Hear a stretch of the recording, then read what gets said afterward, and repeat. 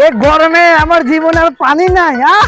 জোর করে আস্তে আস্তে একবার অরণ হয়ে গেছে গিয়া উমর আমার আর পাগল নেই একবারে আরাম মতো ফিরে আসি।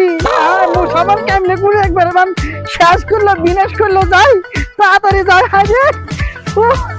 ও হ্যালো টাঙ্কি, কতক্ষণ ধরে মেকআপ করছি? তুমি কত সুন্দর বউ হচ্ছে না।